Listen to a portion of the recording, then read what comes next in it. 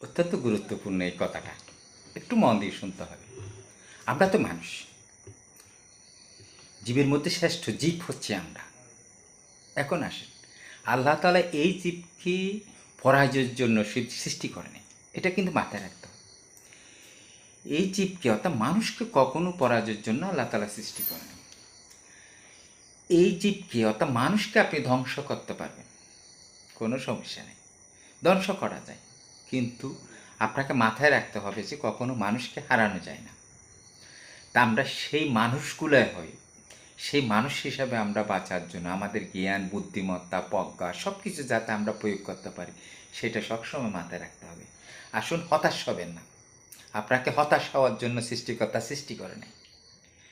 আসুন, আমরা সবসময় আমরা পরাজয় না, জয়ের দিকে থাকবো, কারণ সৃষ্টিকর্তা সেটাই নিজেই বলেছেন। এটা ধন্যবাদ সবাই।